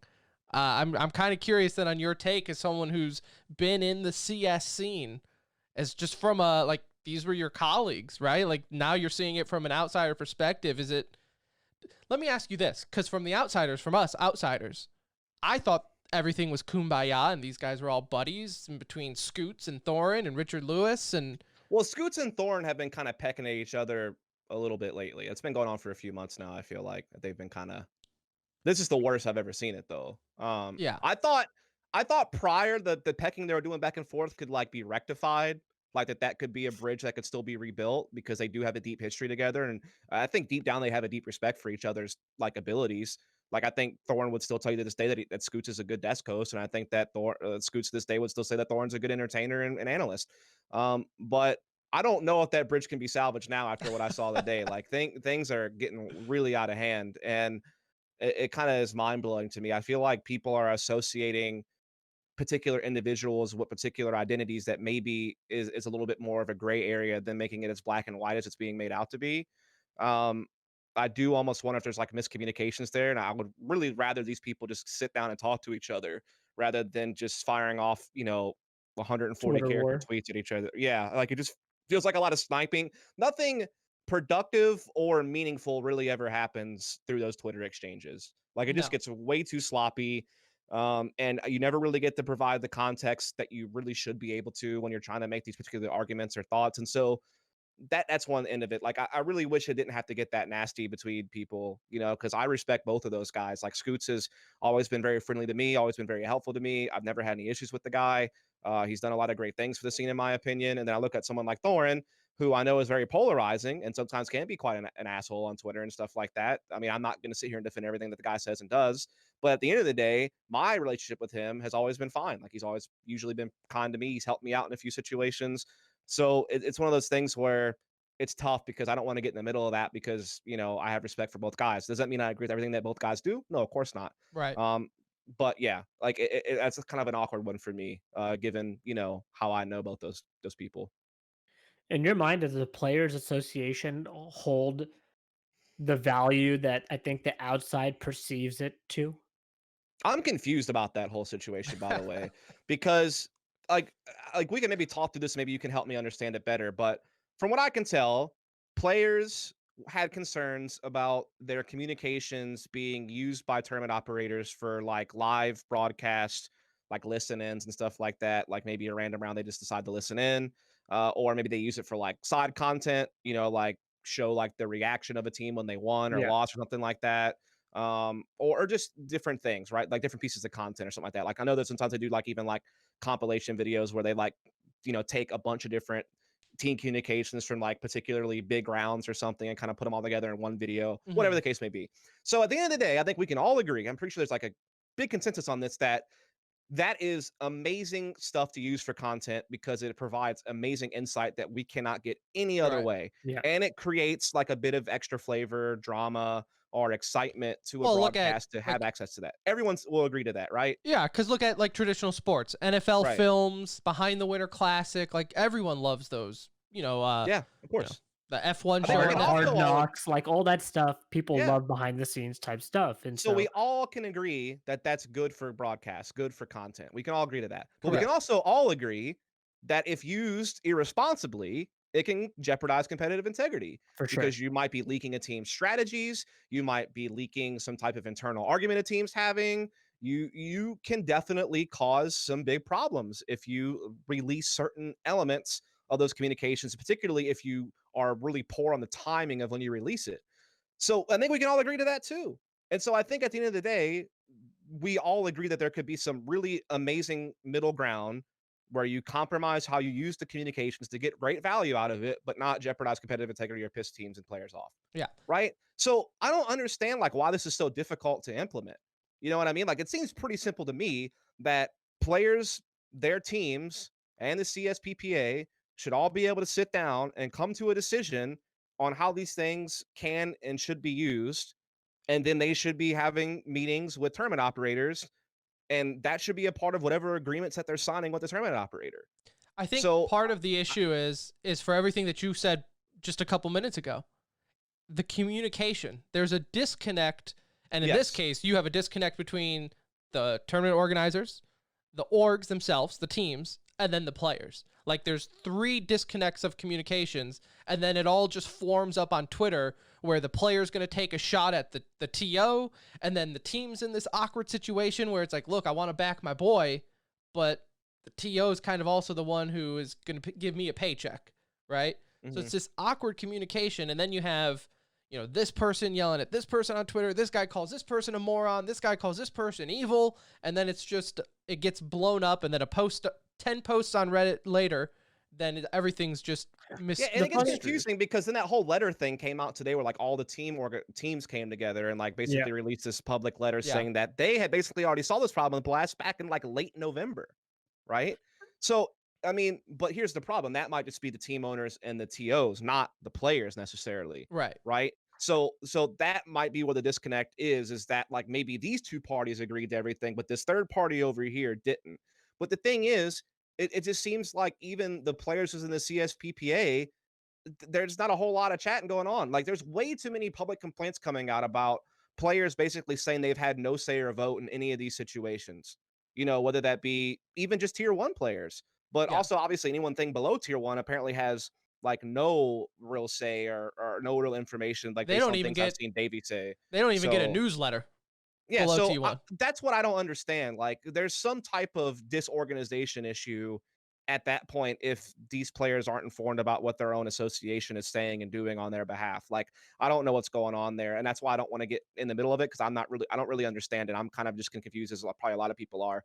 But something's going on there because I feel like this could be a easily resolved issue. And I'll say this: no matter what, you the way that this was handled was so bad because there should never have had that boycott that day on day one of Blast. That should have No, that never was happened. terrible. That's absolutely fucking ridiculous that you would do that. Like, if you're gonna take a stand, I get it if you want to boycott something, but where were the fucking boycotts when people's careers are getting fucking thrown away by like horrible decisions by teams getting removed from a league system, or when people are getting unjustly banned for years or forever? And, like, where the fuck were you then to like step up whenever it was coming to defending someone's Non-existent. career? Non-existent. But Non-existent. but now this is the hill you're gonna die on like how comms are used in a broadcast. Like, give me a break. And then, even if that was an issue, you can resolve that without ruining the product. You're relying on that product too. That product is like that's a partnership that these teams have with this organizer, and you're jeopardizing it long term because Blast has deals, I would imagine, with other broadcasts. They circulate this elsewhere. It's not just on Twitch and YouTube. They broadcast it in like European country TV stations. You're jeopardizing all that, which jeopardizes the whole project. And look, I'm no like huge fan of Blast. It's not like there's some moral arbiter of the scene with all the shit that they were doing with Neom. But like we won't get into that. That's kind of brush under the rug. They've broken that. So it's not like I'm saying that like Blast are some like saints or something like that. But at the end of the day, you can't jeopardize the long term over a short term issue. You know what I mean? Like they have fiscal responsibilities with their partners that they have to uphold, and pushing a broadcast back several hours because of a stupid boycott, that ain't it. Like you're jeopardizing that. So that I think that is silly. I will say that. And I have no dogs in this fight, and I'll tell you, my opinion is the CSPPA a little bit of a joke. Like they are more of a PR company than I feel like a true players association. I don't feel like they truly have the voice of all the players, and I also think the players need to do a better job of understanding their contracts because most likely this is in their contracts where their likeness or whatever Yep. can be negotiated by their org, right? And so if this is stuff that they don't like, we see it come up 3 to 4 times a year. One of the popular attorneys in the esports scene, you can name them, will always come out and say, have one of us look at your contract. Let us go through it, explain it to you because you probably don't know what you're signing. And to me, this is another example of that. Like, I just feel like personally the players were in the wrong in this situation, but I'm tying the players in with the CSPPA as kind of a And whole I'm not because even this sure was a those two bad are on the look. same side in the situation. That's the thing. That's why I'm like in the sense of they shouldn't have boycotted. The CSPPA probably shouldn't have gotten involved here and let the orgs handle this And with I'm their not even sure, like, players. do y'all know how that happened? Was that like the players' decision to boycott, or was that the CSPPA telling their players to boycott? Well, I think there's enough of the big players tied to the CSPPA where it, the players from that match. I think it was wasn't it Astralis in that first and match? Mouse. It was That was Mouse and Astralis, and Chris J obviously is on the board like a for the Players huge member. Association. Zipnix is Oh, also So on okay. the board, and so I think it's also part of like the teams that were playing in that first match were also heavily tied to the Players Association. I just So feel like there had to have been a way to resolve this before day one of the tournament. Like there, 100%. if players or the association of the players, if either one of those two parties involved were super duper concerned about their comms being, used in a way that could jeopardize competitive integrity, for one, I feel like the teams themselves should be on board with that right. because that's your team.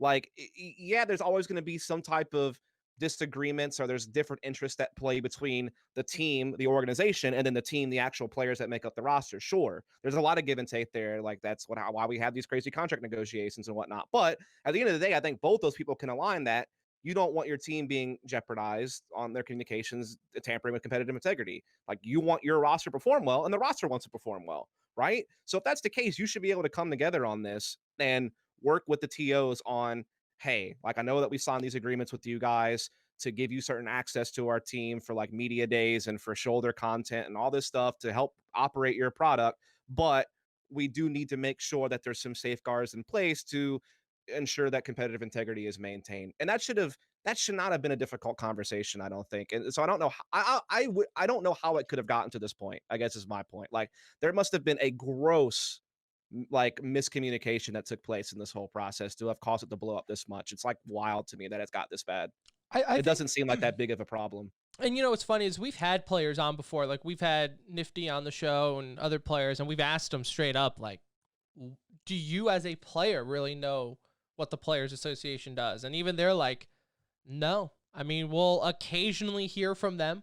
They'll occasionally ask for our input, but for the most part, we're seeing the decisions that they make the same time you are most of the time, like just on Twitter and everything. So it's a mess down from the get-go. I'm sure it was all started with great intentions. I don't think it's this evil corporation that half of Twitter and Reddit is trying to make it out to be. I just think it's, like you said, there's a lot of conversations that go on behind closed doors. Probably more conversation should happen behind closed doors.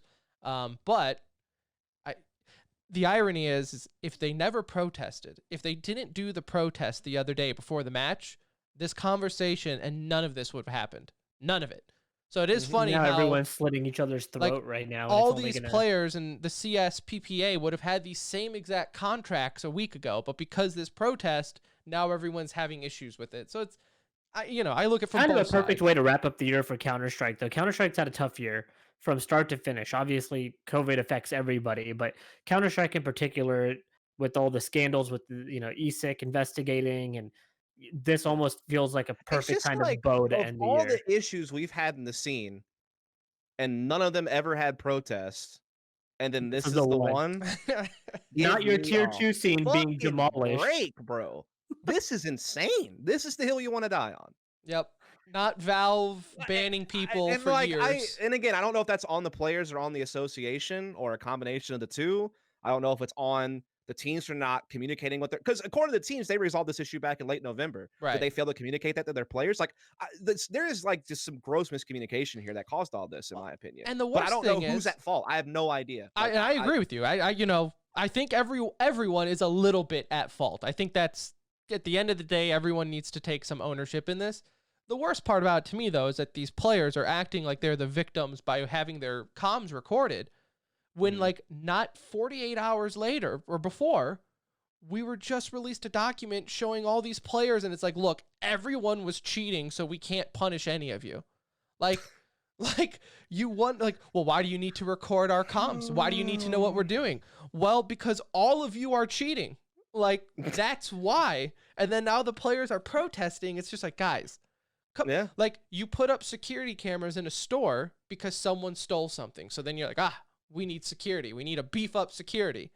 It's like customers aren't going to protest to be like, well, I'm not going to go shop there then because you are videotaping. That's another me. good point, by the way. I didn't even consider that, but that's certainly true. Like, it's not just for content; it's for like to make sure rules are being followed. Yeah. Yeah. One of the best ways you can make sure that someone's not ghosting is to hear the communications, make sure no ghosting was going on. Yeah. So yeah, I mean, like that's the other end of the competitive integrity argument.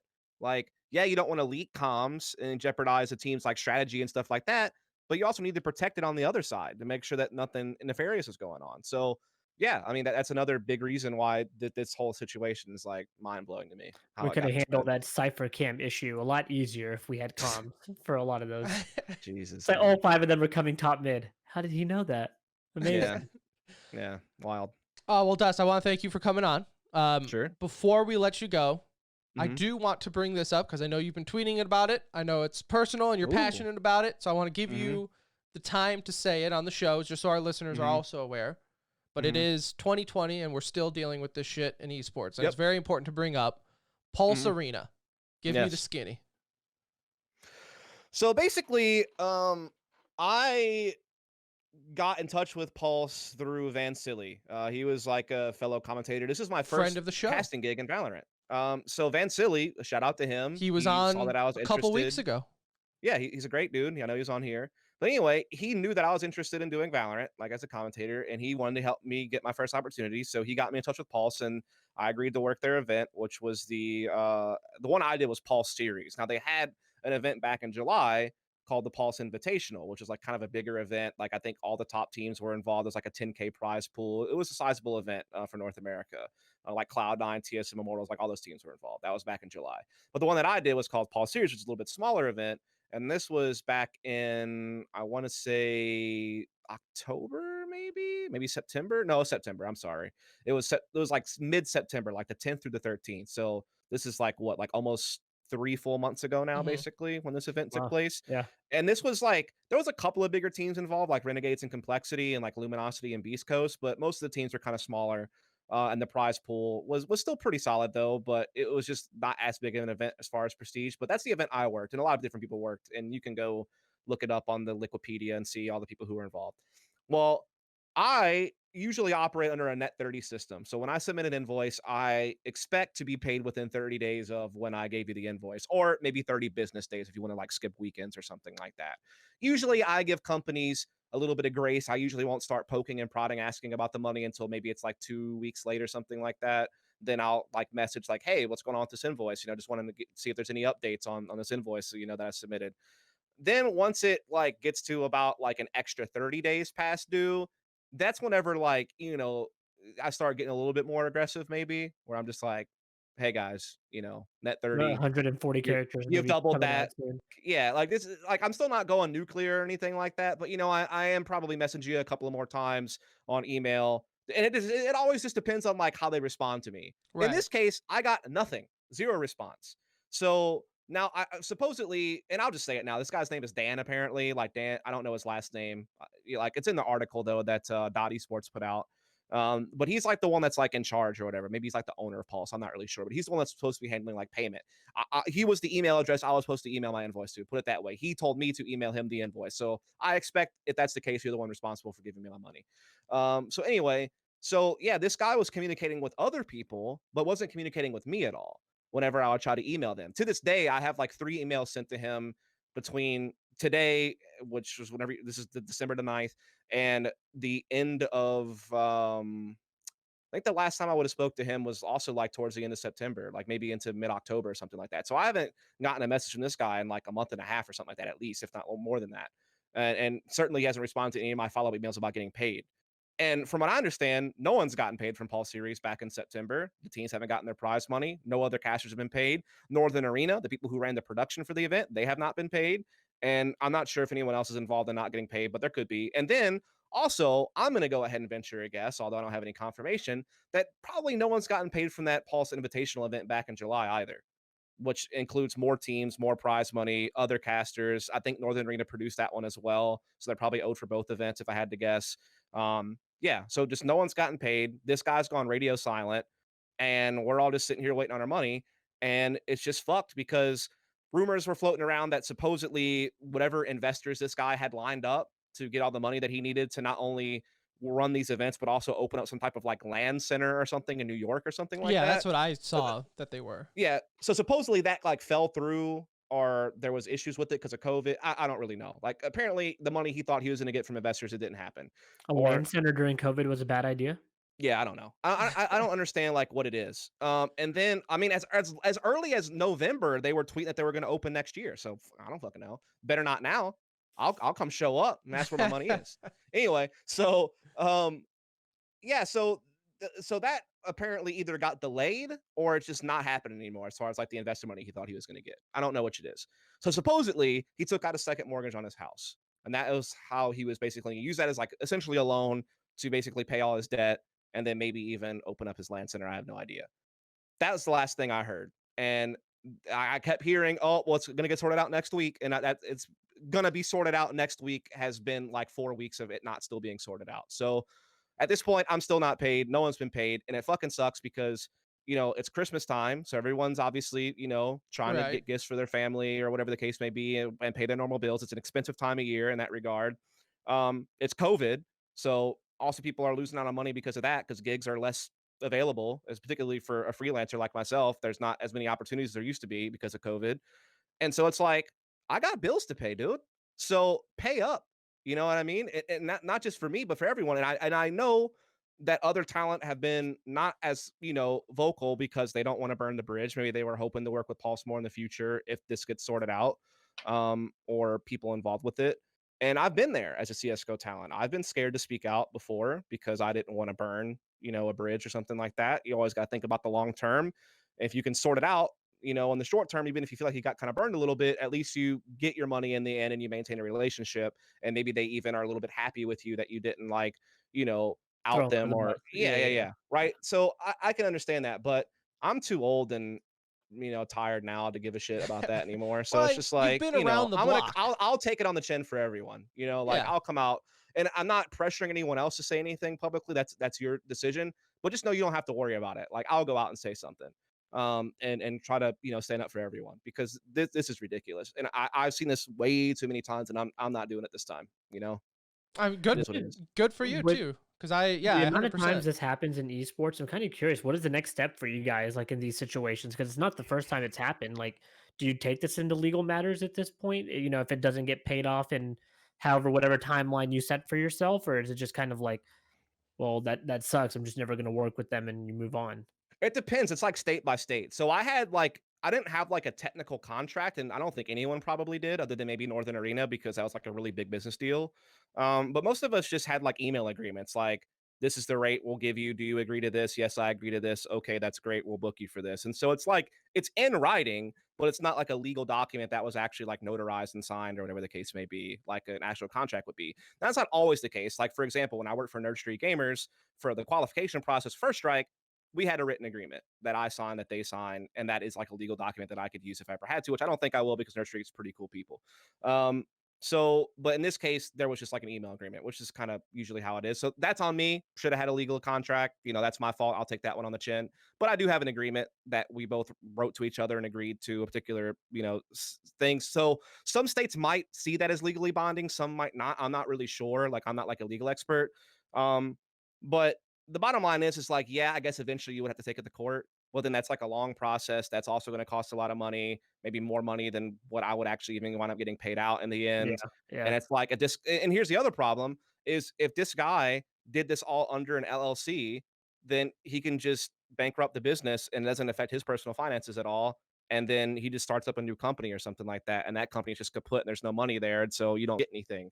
So, I mean, I've seen that situation play out before where someone just bankrupts an LLC and just moves on with their lives, and they're not that individual that ran it is not like legally, I guess, Responsible. Yeah, responsible yeah. for it. So I mean, at the end of the day, yeah, I guess you could take it legally, like you could get a lawyer to send them an official letter and then take it to court in some way. But I don't know that I don't know if I would have a hill to stand on because I don't have like an actual contract, and because again, like I don't know if you could just skate out of there and just like end the business or something like that. Like I'm not really sure how that works. So at this point, it's just is this guy gonna do the right thing or not? You know, Right. Right. I mean, look, I hope you definitely get I'll tell you paid. this: guy will never work in esports if he doesn't pay me. I'm gonna tell you that right now. I will make it my personal mission where this guy never does anything in this space. Well, you know, Like I none of the talent's going to work for him unless they're his friends at no that point. So Yeah. no. His shit's gonna be out there. This guy's getting. If this guy thought he was gonna have a future in this space, he better pay us first because otherwise he's not getting anywhere. I will hawk this guy down. I don't mean that like physically violent or something like that, but no, I but you will make should. You should sure. go violent with it. We would be Yeah, interested to see that. I'm just saying that if this guy, I will literally like, I'm not letting this go. Like, I'll be post like that Pulse Arena social media account's gonna get dragged through the mud forever until this gets solved. Hey, And then it if worked with he makes Blast a and Neom, right? Like yep, and everyone then wouldn't listen, let and it if this go. guy tries to go make a new company and start over, I'm gonna be on that ass too. So this is not going away, bro. That's all I'm gonna tell him if he listens to this. Like, it's not going away. You need to solve this, and you at least need to communicate with us. Like the fact that Yeah. you're going radio silence, unbelievable. That's what I was gonna say. It's like paying is obviously the end goal, but for crying out loud, like Like send an reply. email, let them Yeah. let you know what's going on, and like you said, you seem like a very patient, reasonable guy. Like if he just I like to tells think you, I am. right, yeah, if he just tells you what's up, then maybe you're like, okay, at least I know now. Still want Yeah. my money, but at least Mhm. I know. Yeah. Just be like, hey, I'm waiting for this. Hey, I'm waiting for that. Now, don't Yeah, get me wrong. If you keep doing that over and over again, eventually I'm going to realize that you're just making some shit up. But right. yeah, this guy didn't even put forth the effort of making some shit up. He didn't He even do can't that. even lie. He just didn't say anything. It's unbelievable. Just lie. Just do something. Just nothing. I've never had this. Is just he just like ghosts like he doesn't even exist. He just moonwalks Just out. done. Like I said, apparently he's communicated with some of the other people involved, which I won't name because I don't know if they want to be named. But apparently he has communicated. I know he at least communicated with the guy from the Spike or whatever, because that guy even like posted out like a chat log from Discord or something like that on Yeah. Twitter. So he's apparently communicated with that guy. I still haven't gotten an email though. And I think some of the other talent haven't received communication either. So yeah, dude, I don't know. This guy's a piece of shit. Probably got a lot of replies to return over there. I'm And I'm guessing on sure his his part. inbox is banging. So Yeah. Well, obviously, we hope that turns out in your favor. Before yeah, we, I would too. I have bills that I'd like to pay. So yeah, hopefully that definitely, definitely would help. Definitely would help getting a paycheck that you worked for. Before Yeah, we let would you be go, good. if we could just get a liner from you, it's a audio autograph, if you will, if you want to just state your name and you're listening to The Center Ring. Hi, this is dusT, and you're listening to the Center Ring. Perfect. First Lovely. take, no stutters.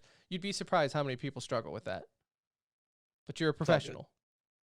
I guess so. That's just you're a We'll professional. go with that. All right, dusT. Well, thank you again for joining us. I mean, like I said, we've always been fans of yours. We'd love to have you on the show sometime in the future. Sure. You know, wish you nothing but the best in all your future endeavors, and thanks again. Appreciate you. And if you're not checking it out already, go check out his Behind the Play.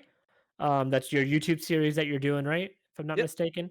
Awesome. So go check that out. I know you also stream. You've probably been playing a lot of Valorant, it looks like. So go give him a follow and check him out on there. But yeah, dude, seriously, thank you so much for coming on. I know it was on short notice, and loved having you on the show. And hopefully we get to do it again soon. Absolutely. It was a lot of fun. Thanks What a lot. rank? What rank are we in Valorant?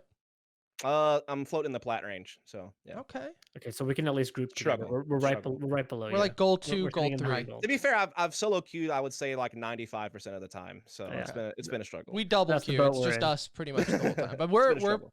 WoW has dampened it a little bit. We won't lie. WoW has Oh Lord. dipped into our Valorant time. But Nah. we'll get back on it. We'll We get will. back We'll on get it. back on the grind. All right. All right, Take dude. care, buddy. Take care. Thank Take it you. easy. Thanks again for dusT for coming on for an extended stay. I love it when guests, I don't know if they want to stay. I don't know if we hold them hostage. I never know. It's always an awkward moment when you approach like the 45-minute marker and you're like, how long did they expect to be on? But it was great nonetheless. I don't know if he enjoyed it. Maybe it was too long for him, but I thought it was great to have him on. I've always watched his, I always loved him casting, so it was cool to finally get to talk to him. It was. It's always nice to like pick their brain too, because they see it from such a different angle, and Yeah. they get to talk to the players, and they're talking to the orgs, and they're with the TO, so they have this really just unique perspective that only a caster could have. So it was definitely fun to get him on, and very appreciative of his time. And it is something that I think goes unnoticed, or maybe not unnoticed, but people don't talk about it as much as like with tier 2 esports. I'm not saying dusT is tier 2 by any means. He's tier 1, especially in my heart. But the normal gigs that he get is kind of tier 2. And he even said himself, like with CS, they got the big boys and he kind of gets the qualifiers, right? He's a qualifier caster and then other people get the finals. And, obviously one day that might change for him, especially with Valorant. A lot of opportunities. But that's one thing people need to realize. Like, it's not just when Counter-Strike tier 2 and tier 3 took a hit, it's not just the players, right? It's like a whole ecosystem behind the scenes that tier 2 also helps. So that's why when you hear people say support tier 2 Overwatch, support tier 2 Counter-Strike, support tier 2 esports, right? It's a whole group of people behind that. So I was glad to have him people on. don't want ESL to have a stranglehold on the scene, right? Yeah. Because if they do, then only their casters would be employed, and it's not great for the overall ecosystem as much as they want to spin it and tell you it is. No, not at all, which is why I was not joking when I told him to undercut the shit out of people. No, yeah, I know you were serious. No, I will undercut all of you. If you ever see me casting, just know I took it for 50%, which you would do. Or possibly even free. Yeah, free for at least the first year. I will cast free for the first year and then cut you 50%. And then it'll just gradually be a little less, but I am coming for your throat. I have no shame in undercutting. That's how you get ahead in this world. All right. Also, I mean, I didn't bring it up with dusT because I know he's buddies with all of them. But yes, when you do see top tier casters casting in Counter-Strike and Valorant in the same weekend, bro, I'm undercutting your ass all day long. 100%. Like, you're taking every top event out here. I got to put food on the table. I'm undercutting you. Sorry. That's going to be a hard way, like in that freelance world that they're in, limited number of events, especially with COVID. Like, that's got to be tough. Like, Yeah. It's got to be a lot of stress. Well, that's your buddy, right? That's your buddy that you're undercutting. But, it's a dog-eat-dog world. I'll tell you what, between casters needing jobs and undercutting casters and this whole Thorin versus Sir Scoots thing, when lands start back up, they're going to be awkward as hell. Like, I cannot wait to be in the media lounge at the next LAN and just seeing when the talent walks in and just them go to their separate corners. The talent will be the headline interviews. Yeah, for real. Like, do you want to talk to a player? No, no, no, no. I want to talk to the talent right now. I want to bring this up. So it's just fun. I mean, we don't get lands for like 9 months, and all of a sudden, every talent hate each other. like, like we were all All it took best was for them not friends. to be in the same room constantly to not worry about Yeah, what they say. we were all best friends a year ago when we had a fake smile on camera. I guess that was what we needed to sustain the friendship. But now everyone hates each other. So we'll see. We'll see. I'm sure even while we're recording this, a ton of things are going on. So let's get into some e-news, though, to wrap up the show. In CSGO, Complexity's Poison has emergency surgery and is out for the foreseeable future. And no substitute. As when I saw the tweet, no subs mentioned. They No said one that, has been named yet. yeah, they're toying around with who they want to sub. So maybe it'll be a new Janai. We're right down the street from Frisco, their center. So if Jason, if you need And anyone, didn't they sub NATO Sphinx in like not too long ago? yeah, they kind of have like their It was when go-to. OBO was out, I think, for Right. a little bit. So there might be somebody that they go back to, or yeah, you're right, they could just call us up for sure. So thankfully they're in Europe, so they have their pick of the litter pretty much. Mm-hmm. In Valorant, Fun Plus Phoenix, FPX release Meadow looking for a new replacement, and G2 releasing David P, according to sources. And that's been kind of back and forth, so I really don't know where the G2 stuff is at, but I think David P is the last one on the chopping block. I was waiting for this to happen. What's that? Really? Well, I mean, not in the sense of like, haha, David P and Meadow got it. No, I was waiting for like the first roster moves to happen from Flashpoint, because not Flashpoint, First Strike. First Strike, because like for a while there we saw these like original rosters who came in. Some made roster moves, but it was so early on in beta and whatnot. But like with First Strike, it's interesting to see like, ooh, G2 was like the #1 team argument in the world. You don't perform well in one tournament, we're already making roster moves. Okay. I feel like if they release David P, that's a very like, man, that sucks. They won 8 tournaments in a row, regardless of how big those events were and whatnot. That's like they won what 8 in a I'm row. saying. And FPX has been in several finals, so for both of these guys, Talk about a short leash. demoralizing for sure. But I'm sure both of them will find homes, soon. Yeah. Tough crowd. Tough crowd, that Yeah. EU Valorant. You know what it is they're feeling the fire. They're feeling the heat from the NA side. They're like, guys, we can't compete with these guys. We got to make roster moves. They are so afraid of NA Valorant. We're forcing their hand. They're gonna go pick up NA talent. I mean, it's embarrassing. It's embarrassing. And JBL Quantum hosting a tournament with World's Best. So that's the tournament that I couldn't remember during the dusT interview. The World's Best Valorant teams. 100 Thieves, #2 in the world. Cloud9, top 5, I think. FaZe, top 10. Envy, I think they're #3. Gen G, again, top 10. TSM, #1 in NA. Sentinels, #4. And who else but to set off the cherry on top? Andbox? No.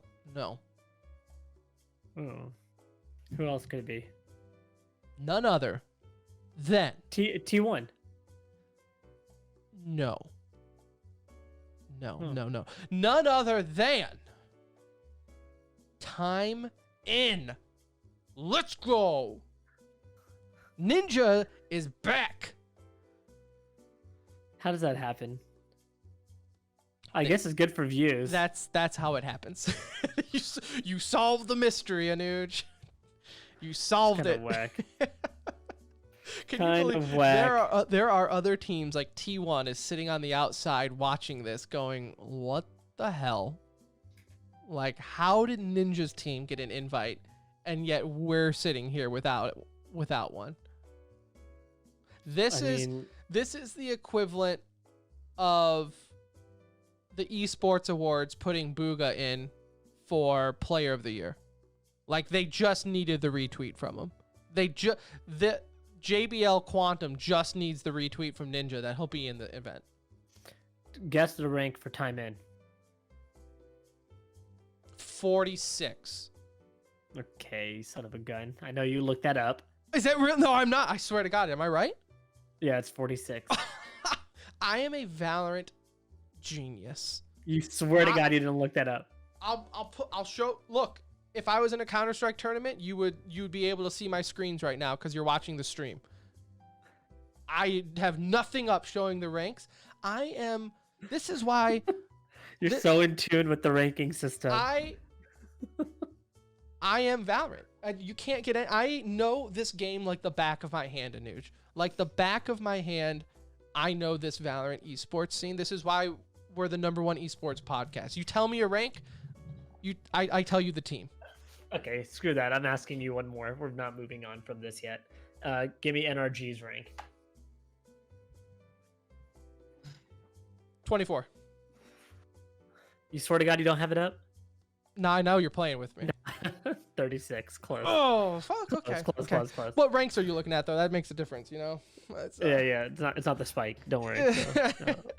No, but it is funny. The time ends there, because NRG, complexity, built by gamers, space station. I'm just going to name these here, Tim. Pittsburgh Knights, Renegades, Luminosity, Dignitas, T1, Equinox, Moon Raccoons, Mamba Mode Gaming, Immortals, Anbox, all got passed over for Ninja's team. And that's got to be a tough pill to swallow for teams like Moon Raccoons, right? Like they're looking for an org to sign them, and they need every opportunity to prove that First Strike wasn't a fluke, and Ninja gets in. Mm-hmm. He could use the money too, though. Yeah, I hear he's struggling. I hear he's really doing hard. In other news, Shadowlands, the latest WoW expansion, becomes the fastest selling PC game of all time. I mean, blows my mind. I guess I shouldn't be surprised considering you and I have spent every waking moment since it's been out playing it, so we obviously love it. But I just, for so many expansion packs after the fact of WoW, and there's like so many years for it to still be the fastest selling game, I mean, just pure impressive. Also goes to show really is. People forgot about Hong Kong. So I guess we don't care about that anymore. And I guess Cyberpunk. It's kind of surprising that Cyberpunk is not kind of ahead of that list there. Yeah, but I mean, look at us, right? You and I both were going to buy Cyberpunk and both decided, this WoW expansion. Well, because Cyberpunk can wait. Yeah. I'm not missing out on anything by not playing it day one. Yeah. I am missing out on something by not keeping up in WoW, though. Yeah. Esports Stadium of Arlington, in our neck of the woods, announced that they have new ownership. I don't know the individuals that are part of it, but in short, they will laid off everyone but 2 employees. So. Different direction. It's going to be interesting to see the drama that comes out of this, because there is a lot of Twitter talk going on here, and how this all went down and the route that they're looking to go. So I am very curious to see what really happened here. And I think we'll find out. I think that information will come out. Yeah, I mean, I think once like embargoes and everything lift and people start talking, It'll get leaked, not anonymously or something. You know? And I'll tell you this too, and I feel terrible because the people that we have always worked with at Esports Stadium, I mean, have always been the nicest. You can tell that they truly care about what they were doing there and believed in it. So it definitely sucks to see some of the people that were affected by this, and now that they're going in a different direction, and the rumored person in it on Twitter seems like he's kind of a nut job and just a spoiled kid to begin with, so who knows what's going on there.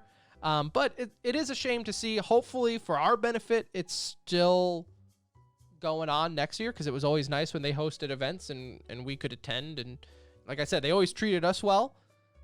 Also, who knows? Does this have something to do with them not having food the last time we went there in the media lounge and we actually had to buy our own nachos? I don't know. Hey, if we get treated a little better in the press room with new ownership, I might be in favor of it. No, I'm kidding. See how fast our opinion changed. We can be bought.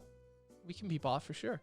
No, so again, if anyone listens that's been at that esports stadium in Arlington, truly feel bad, because you were always the best. Really good group of people to us, and we enjoyed our experiences there, and hopefully they'll find a good landing home soon. Yep. Just another victim of the times, and I know they were doing things online, but when you're renting out a convention center and they're not making money off of Fortnite Tuesday. No. They're making money off of events, and events aren't there to make money off of. Speaking of events, DreamHack went with a little rebranding today. First time ever. Still DreamHack. It wasn't a full rebrand, but a new logo. And I don't love it. I'm not. I like the classics. Okay. Despite the fact that I message a Nuge with the new TCR logo once a week, asking if we want to change logos, I don't like changing logos. And my answer is still no. We'll find a good one. I don't Maybe. hate our logo. It's just I want something like when I see it, it's like, oh, like a soccer crest, right? Like a soccer team, how you see their logos and they're always so classic looking. Let's just put a circle around our logo and we're done. You're not wrong. That's typically what they do, isn't it? But yeah, so DreamHack, I think they have a new logo. Probably spent someone millions of dollars just to change the font around a little bit, but hey, whatever. As long as they come back to host lands, I don't care what their logo looks like. So there you have it. There you have it. An extra long edition of the Center Ring. So thank you so much if you listened to the whole thing or skipped around. Love you all the same.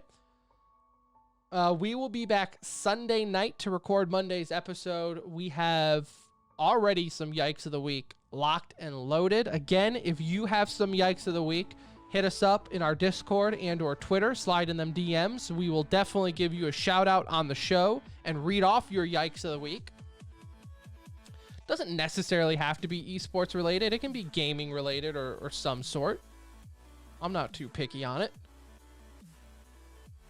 And everything there. Follow us on Twitter at the Center Ring.